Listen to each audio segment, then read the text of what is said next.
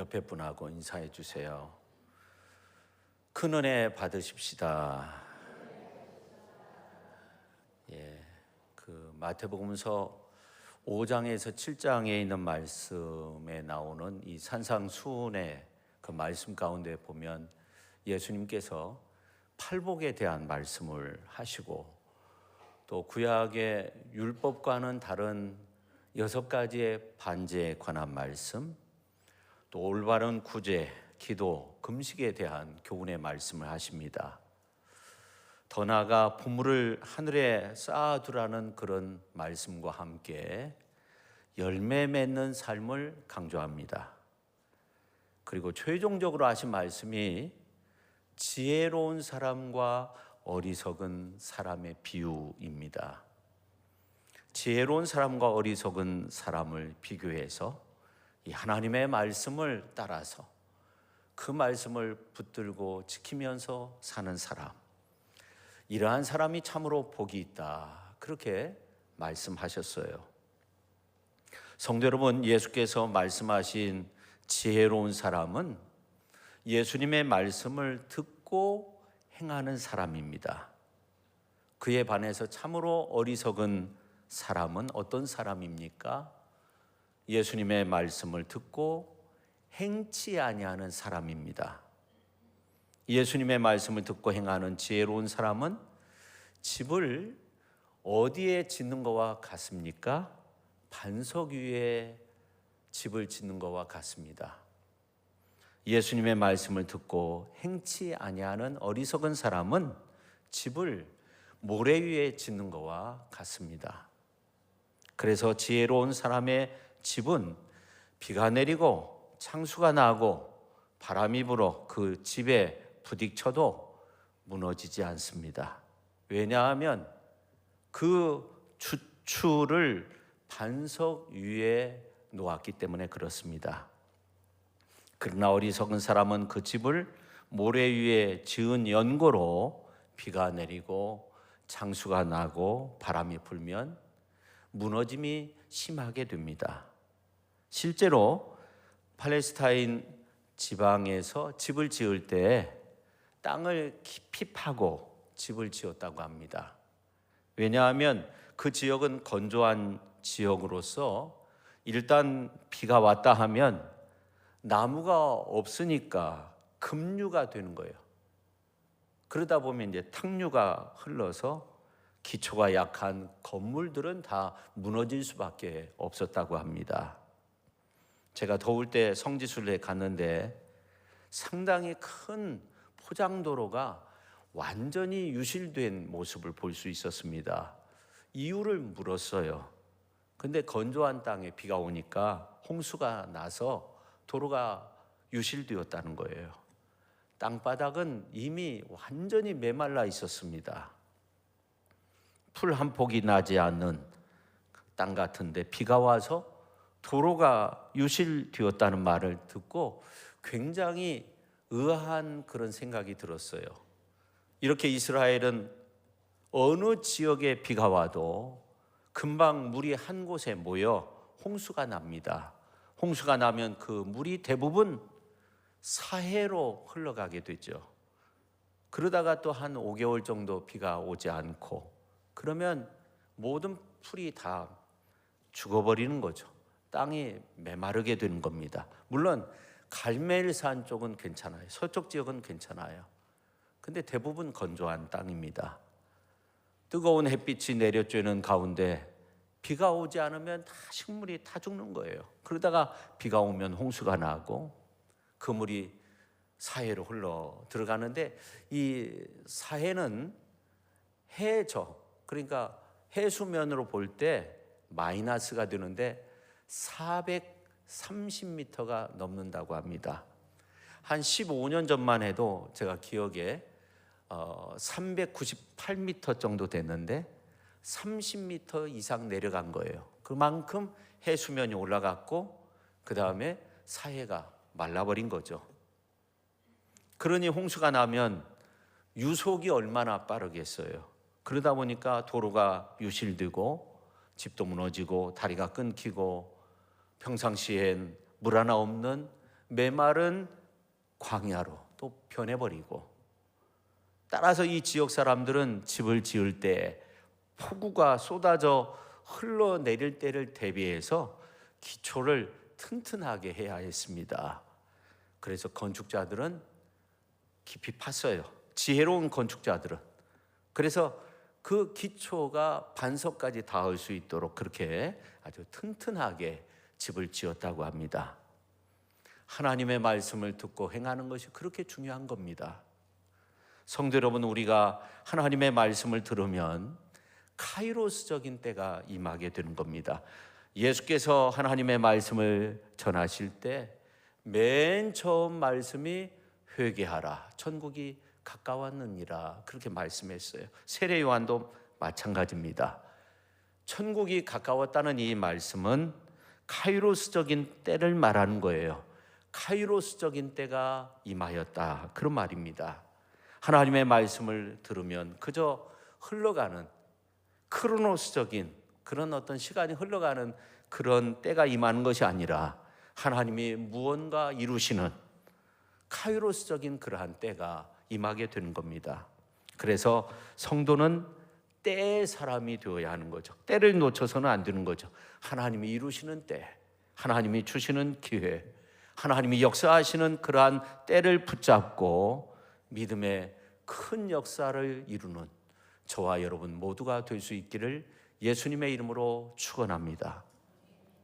그런데 하나님의 말씀이 임했을 때 듣기만 하고 행하지 않으면 당신은 좋을 수 있어요. 그러나 말씀의 뿌리가 없어서 열매를 맺지 못하는 겁니다. 아무리 카이로스적인 하나님의 목적의 때 하나님의 말씀이 임하였다 할지라도 듣기만 하고 끝나버리면 일순간은 괜찮다가도 뿌리가 없어 결국에 메말라 버리는 거죠. 괜찮은 것 같은데 시간이 흐르면 그 영혼이 메말라 버리는 거예요. 우리는 하나님의 말씀을 듣기만 하고 자신을 속이는 그런 자가 되어서는 안 되는 거죠. 말씀의 뿌리를 내야만이 아름다운 열매를 맺는 겁니다. 풍성한 열매를 맺을 수 있는 겁니다. 또한 지혜로운 사람은 기도하고 난 다음에는 하나님의 뜻대로 살아야 됩니다.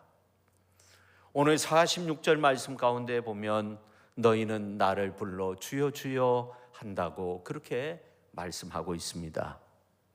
여기서 주는 선생도 아니고 소유주도 아니고 하나님을 말하는 겁니다. 왜냐하면 오늘 이제 46절 말씀을 보면 너희는 나를 불러 주여 주여 하면서도 어찌하여 내가 말하는 것을 행하지 아니하느냐, 그렇게 말씀하고 있어요. 비슷한 말씀이 마태복음서 7장 21절에 나오는데 나더러 주여 주여 하는 자마다 다 천국에 들어갈 것이 아니요 다만 하늘에 계신 내 아버지의 뜻대로 행하는 자라야 들어가리라, 그렇게 말씀하고 있습니다. 너희가 주여 주여 하면서도 하늘에 계신 내 아버지의 뜻대로 행하지 않으면 천국에 들어갈 수 없다는 그런 말입니다. 우리는 입으로는 하나님을 부르면서 정작 생활 속에서는 주님의 말씀을 무시하고 잊어버릴 때가 너무나도 많이 있습니다. 하나님의 뜻은 확실합니다. 하나님은 역사와 만물을 주관하시고 창조한 분으로서 그분의 말씀은 깊고 오묘합니다. 주님은 측량할 수도 없으며 헤아리기도 힘든 매우 크신 분이 되십니다.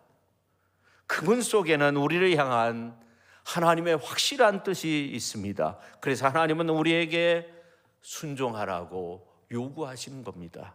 그러나 하나님의 뜻이 무엇인지 분명히 깨닫지 못하는 사람은 순종할 수도 없고 그런 능력도 없는 겁니다.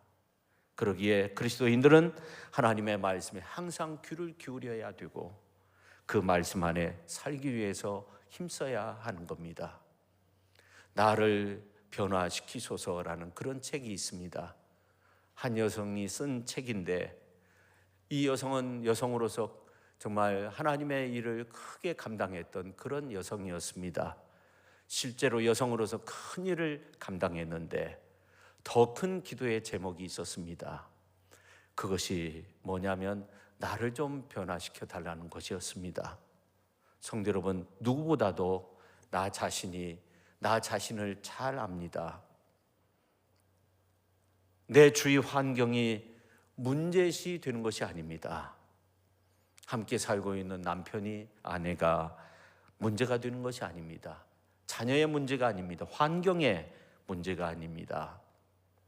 문제는 언제나 나 자신에게 있습니다.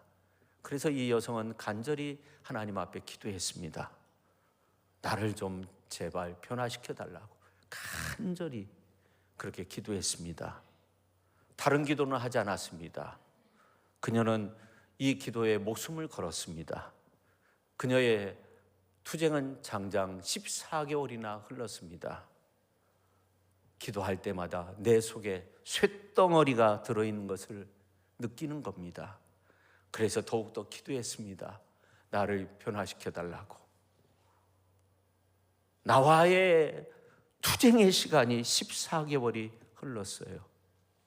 14개월이 흐른 후에 주변 사람들이 이 여성에게 말을 합니다. 엄마에 대해서 불만을 가졌던 딸이 아주 진지하게, 우리 엄마와 같은 분은 없어. 나에 대해서 이렇게 이해심이 깊은 분이 엄마밖에 없어. 그렇게 말을 하는 겁니다. 아들이 말을 안 들어서 환장하겠네, 그렇게 생각했는데 변해서 엄마의 말이라면 잘 따르는 그런 아들이 되었습니다. 남편은 말할 것도 없었습니다. 사실은 나 자신이 변한 것인데 어느 날 보니까 함께 살고 있는 남편이 변해 있고, 아내가 변해 있고, 자녀가 변해 있고, 가족이 변해 있고, 사실은 나를 변화시켜 달라고 하나님 앞에 기도했는데 놀라운 변화가 일어나게 된 겁니다. 저는 오늘 지혜로운 자라는 말씀을 준비하면서 이 마태복음을 통해서 우리에게 잘 알려진 예수님의 산상수훈의 말씀의 첫 부분을 묵상할 수밖에 없었습니다. 마태복음서 5장에 보면 첫머리에 예수께서 무리를 보시고 산에 올라가 앉으시니 제자들이 나온지라, 그렇게 말씀하고 있습니다. 그리고 팔복의 말씀이 시작이 되죠. 그 말씀이 7장까지 계속됩니다.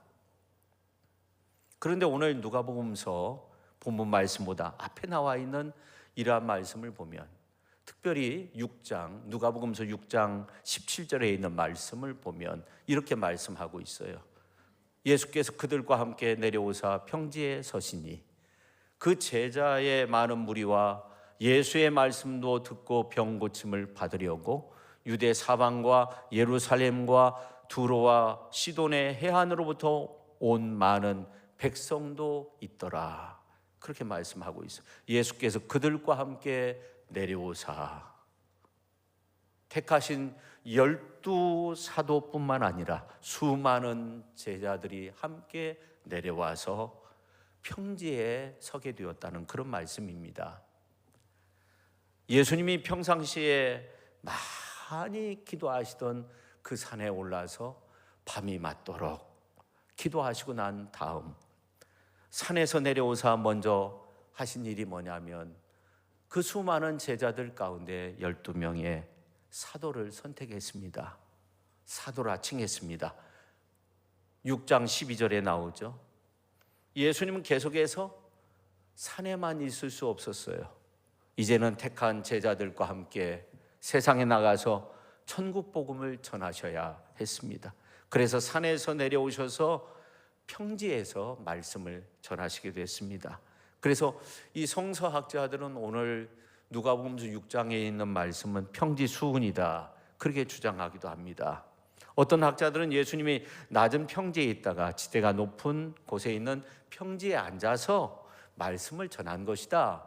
그래서 마태복음서 5장에서 7장에 있는 말씀과 같다, 사실은 같은 내용이다, 그렇게 주장하는 사람들도 있습니다. 사해바다는 해저 430m가 넘습니다. 그 사해 바다에서 그 평지 언덕을 보면 산이죠. 반대로 시온산에서 한참 내려오면 겟세마네 동산이 있습니다.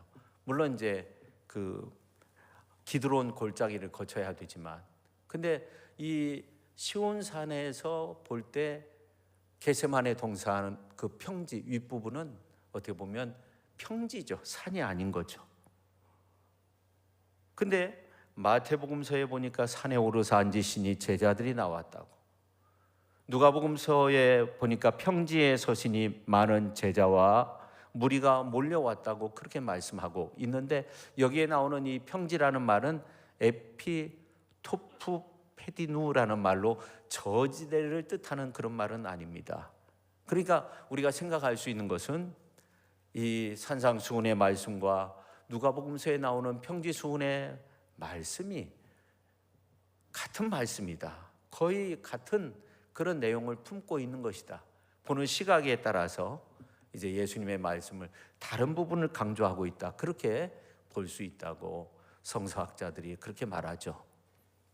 그래서 오늘 이제 우리가 누가복음서 6장 20절에서 49절의 말씀은 산상수훈의 말씀과 비슷한 내용도 있지만, 누가는 예수님이 산에서 내려오셔서 다시금 평지에서 하신 말씀이라는 것을 강조하고 있습니다. 그래서 우리가 이 산상수훈의 말씀과 함께 비교해 보면 마태복음서 5장에서 7장의 말씀, 누가복음서 6장에 있는 말씀을 비교하면 더욱더 큰 은혜가 되는데, 이 누가는 마태복음서에서 팔복에 대한 이러한 말씀을 그렇게 하였지만, 네 가지 복과 화에 대해서 말을 해요.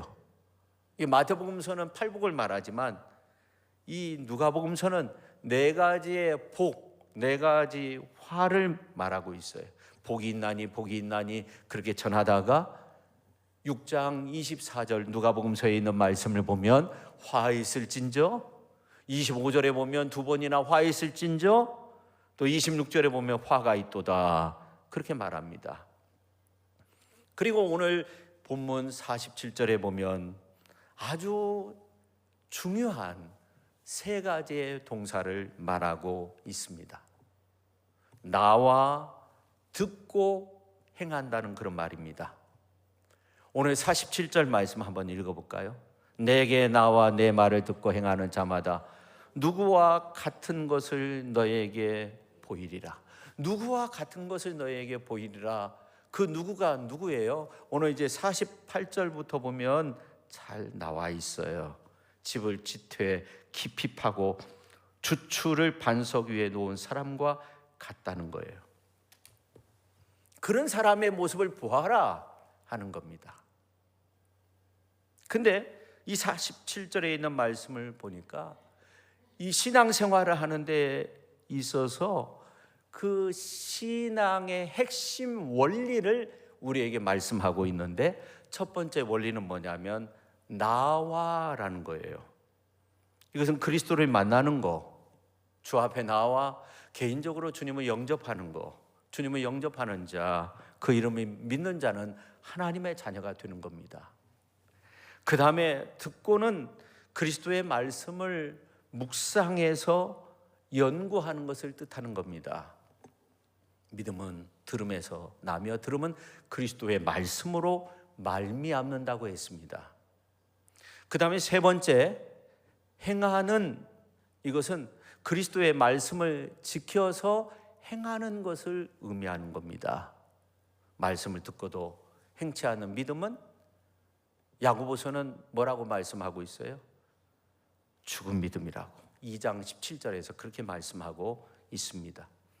이 세 가지 신앙의 핵심 원리, 나와 듣고 행하는 거. 근데 산상수훈의 말씀, 마태복음서 5장에서 7장에 있는 말씀, 그 중에 맨 마지막 부분에 보면 7장 27절에도 보면 누구든지 나의 이 말을 듣고 행하는 자는 그 집을 반석 위에 지은 지혜로운 사람 같으리니, 그렇게 말씀하고 있어요. 이게 산상수훈의 말씀의 결론이죠. 지혜로운 자가 나의 이 말을 듣고 행하는 자라고 그렇게 말씀하고 있습니다.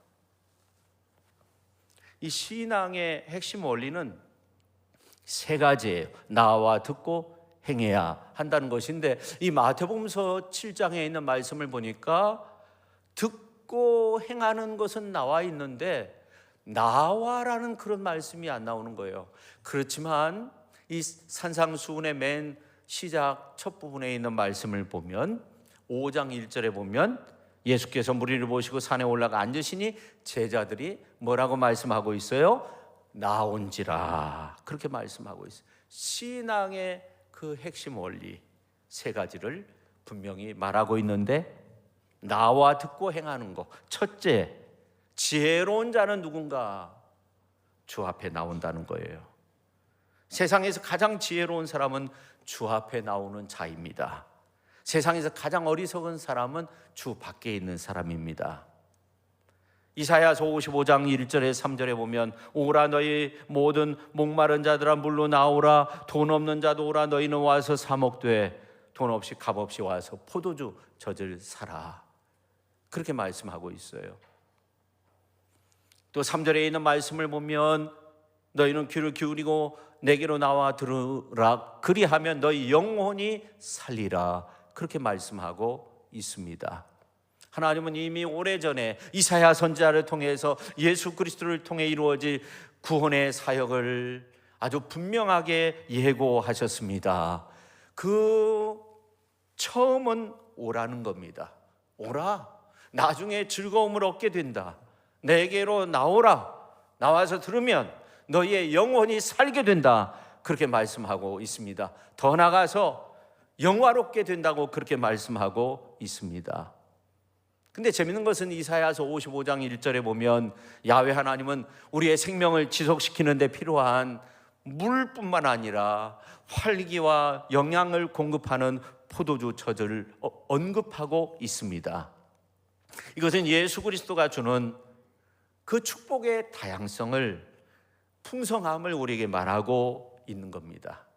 우리 주님은 우리에게 구원을 주세요. 인간의 노력에 의해서가 아니에요. 하나님의 은혜로 선물로 주시는 것들입니다. 그뿐만이 아니에요. 우리에게 다양한 은혜와 축복을 허락하여 주시는 줄로 믿으시기를 바랍니다. 근데 우리에게 필요한 것이 있어요. 단 하나, 주께 나와야 된다는 거예요. 주님 앞에 나와야 된다는 거예요. 하나님의 은혜를 우리의 마음속에 품어야 된다는 거예요. 우리의 마음의 문을 활짝 열고 주님의 은혜의 말씀을 품어야 한다는 거예요. 이사야 선지자가 이미 그렇게 말했던 것처럼 우리 주님도 말씀했어요. 수고하고 무거운 짐진 자들아 다 내게로 오라, 내가 너희를 쉬게 하리라. 여러분, 얼마나 세상 일에, 또 요즘은 아무튼 참 우리를 괴롭게 하는 일들이 많이 있는데 수고하고 무거운 짐을 진 여러분, 주님은 말씀하세요. 다 주 앞에 오라고. 이 초청에 우리는 아멘으로 그렇게 화답해야 하는 거죠. 주 앞에 나와야 한다는 겁니다. 근데 이사야서 1장 18절에 보니까 여호와께서 말씀하시되 오라, 우리가 서로 변론하자. 너희의 죄가 주홍 같을지라도 눈과 같이 이어질 것이요 진홍같이 붉을지라도 양털같이 희게 되리라. 우리 장로님도 그렇게 기도하셨잖아요. 호세아서 6장 1절에 보니까 오라, 우리가 여호와께 돌아가자. 여호와께 돌아가자는 것은 여호와께 나아가자, 그런 말씀이에요. 여호와께서 우리를 찢으셨으나 도로 낫게 하신다는 거예요. 우리를 치료해 주신다는 거예요. 우리를 치셨지만 우리를 싸매어 주신다는 거예요. 그 은혜가 주님 앞에 나온 저와 여러분에게 있다는 거예요. 야훼 하나님은 너희는 내게로 나오라, 나와 대면하자고 그렇게 말씀하고 있어요. 우리가 주일에 건강한 모습으로 이렇게 발걸음을 주의 몸된 교회에 나와 하나님 앞에 예배 드리는 거, 여러분 복 있는 자예요. 하나님께서 우리에게 크신 은혜와 복으로, 다양한 복으로 포도주와 젖을 사는데 값없이 산다는 거예요. 주님 앞에 나오면 되는 거예요. 로마서 6장 13절에 보니까 너희 지체를 의의 병기로 하나님께 드리자, 그렇게 말씀하고 있어요.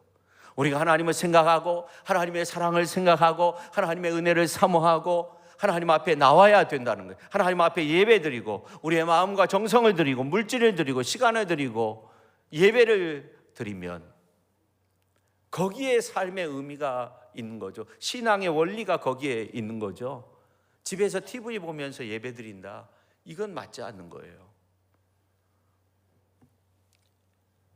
여러분, 행함이 없는 믿음이 죽은 믿음이듯이 하나님께 나가지 아니하는 성도는 길가에 뿌려진 씨앗과 같은 겁니다. 밟히게 되는 거죠. 그러나 그리스도께 나와 진정으로 주님과의 만남을 체험하면 주님이 예비하신 은혜와 복을 우리에게 주실 겁니다. 두 번째, 지혜로운 자는요, 주 앞에 나와 말씀을 듣는 자입니다. 로마서 10장 17절에 보니까 믿음은 들음에서 나며 들음은 그리스도의 말씀으로 말미암는다고 그렇게 말씀하고 있습니다. 쉽게 말씀드리면 따라서 믿음은 말씀을 듣는 것에서 얻게 되고 말씀을 듣는 것은 그리스도의 말씀을 통해서 얻게 됩니다. 그렇게 말씀하고 있어요. 사람이 마음으로 믿어 의에 이르고 입으로 시인하여 구원을 받게 되는 줄로 믿습니다. 우리가 예수 그리스도를 믿으면 부끄러움을 당하지 않는 거예요. 우리가 주의 이름을 부르면 구원을 받게 되는 거예요. 그런데 우리가 주의 이름을 부르기 전에 주의 말씀을 들어야 하는 거죠. 그래서 바울은 이런 말을 했습니다. 그런즉 너희가 믿지 아니하는 일을 어찌 부르리요? 듣지도 못한 일을 어찌 믿으리요? 전하는 자가 없이 어찌 들으리요? 그런 말을 했어요. 그러므로 믿음은 들음에서 나며 들음은 그리스도의 말씀으로 말미암는다고 그런 말을 했어요. 이게 전하는 자의 그 입술을 통해서 우리가 주님의 복음의 말씀을 들을 수 있는 거예요. 구원의 은혜를 누릴 수 있는 거예요. 그러니까 주의 복음을 전하는 자의 그 발걸음이 아름답다고 성경에 여러 곳에서 그렇게 말씀하고 있는 거예요. 복음의 말씀을 듣고 이곳에 나와 예배드리는 것이 얼마나 아름다운 일입니까? 이 사도 바울이 다메섹 도상에서 부활의 예수님을 만나고 난 다음에 예수님을 전하는 사람이 됐어요. 그전에는 예수님을 핍박하는 사람이었어요. 예수님을 믿는 사람들을 잡아다가 감옥에 쳐넣는 그런 사람이었어요. 근데 완전히 이 사람이 변해가지고 소아시아 지역에 다니면서 하나님의 복음을 전할 때 하나님의 놀라운 능력이 나타나게 되는데, 이 드로아라는 지역에서 환상을 보게 되는데 마게도냐 사람 하나가 와서 나를 좀 도와달라는 그런 환상을 보게 돼요. 그래가지고 이 바울과 그 일행이 이제 배를 타고 마게도냐의 첫 성 빌립보에 이르게 되잖아요. 배를 타고 건너가서. 그랬을 때 기도의 처소를 찾기 위해서 이렇게 돌아다니는데 옷감을 파는 그 루디아라는 여성을 만나게 돼요. 그 여성을 향해서 주의 복음을 전했어요. 근데 놀라운 것은 주께서 그 여성의 마음을 열어주었어요. 복음의 말씀을 받아들이게 됐어요. 세례를 받고 그 가정이 유럽에 있어서 최초의 교회가 된 거예요. 그러니까 이 바울과 일행이 이제 여러 곳에 다니면서 하나님의 복음을 전할 때 이 빌립보라는 지역에서 이 루디아라는 여성이 예수님을 믿게 되었고 복음의 말씀을 받아들이게 되었고 그 가정이 교회로서의 역할을 감당하게 되어서 그 여성을 통해서 사실은 수많은 영혼들이 구원받는 축복의 가정이 된 거예요. 얼마나 복된 일입니까? 복음의 말씀을 전하니까 복음의 말씀을 듣게 되고 성령께서, 주 성령 하나님께서 그 심령의 문을 열어주셔서 구원받고 유럽의 최초의 교회가 세워져서 수많은 영혼이 구원받게 된 거예요. 그러니 우리가 주의 복음을 전하는 것이 얼마나 아름다운 일입니까? 그 아름다운 일을 잘 감당할 수 있기를 예수님의 이름으로 축원합니다. 그 다음에 세 번째, 참으로 지혜로운 자는 말씀을 듣고 행하는 자이다 하는 겁니다. 마이동풍이라는 그런 말이 있잖아요. 말의 귀에 동풍이면 어떻고 서풍이면 무슨 차이가 있겠어요? 소 귀에 경익기 무슨 소용이 있겠어요? 아무리 좋은 말과 충고를 할지라도 그것을 깊이 새기지 않는 사람에게는 아무런 소용이 없는 겁니다. 오늘 49절 전반절에 보면 듣고 행하지 아니하는 자, 그렇게 말씀하고 있는데, 듣고 행하지 아니하는 자는 어떤 사람일까요? 오늘 47절에 나온 나와서 듣고 행하다는 말씀과는 완전히 대조적인 사람이죠. 듣고 행치 아니하는 자는 주축 없이 모래 위에 집을 짓는 어리석은 사람과 같은 거예요. 탕류가 나면 무너지게 될 거예요. 어떤 어려움의 상황이 오면 탕류가 흐를 때는 저항력이 떨어지는 거예요. 그때 무너지게 되는 거예요. 그러나 주님의 말씀을 붙들고 사는 사람들은, 주님을 사랑하고 주의 전에 나와서 기도하면서 주의 말씀을 사모하면서 주 앞에 예배하면서 사는 사람들은 하나님께서 지켜주실 거예요. 그래서 오늘 46절에 보면 같이 한번 해볼까요? 너희는 나를 불러 주여 주여 하면서도 어찌하여 내가 말하는 것을 행하지 아니하느냐. 주여 주여 하면서도 그리스도를 부르는 그러한 모습 아닙니까? 그러면서도 주여 주여 하면 무엇합니까? 예수님을 주인이라고 부르면서도 진정으로 그분을 주인으로 섬기지 못하는데요. 주의 말씀을 들으면 무엇합니까? 실행하지 않는데요. 단순히 종교적인 그러한 행사로만 하나님의 이름을 부르는데요. 무슨 소용이 있겠어요? 그러니까 예수님 당시에도 그런 사람들이 있었을 뿐만 아니라 그때 그들의 문제는 오늘 우리의 문제라는 거예요. 예배당 안에서 수많은 크리스찬들이 경건하게 예배를 드립니다. 기도도 참 잘합니다. 거룩하신 이름을 그렇게 높여드리며 찬양합니다. 그러나 정작 교회의 문을 열고 세상으로 나가면 한 발짝만 나서기만 하면 예수님은 더 이상 그 사람의 주인이 아닙니다. 그래서 우리의 예배는 예배를 드리고 나서 어때요? 교회를 나설 때부터 시작이 되어야 하는 겁니다. 세상 사람들과 단 한치도 차이가 없는데, 다르지 않는데, 교만한 마음이 그 마음 속에 가득 차 있는데 어떻게 주님께서 인정하시겠어요? 이런 시가 있습니다.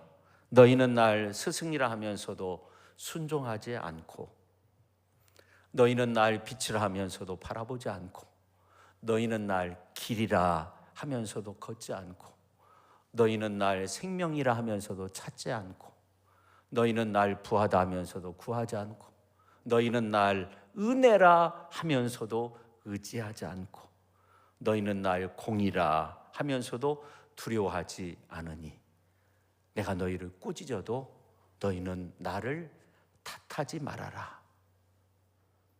주님께서 사랑하라 하시면 사랑하는 거죠.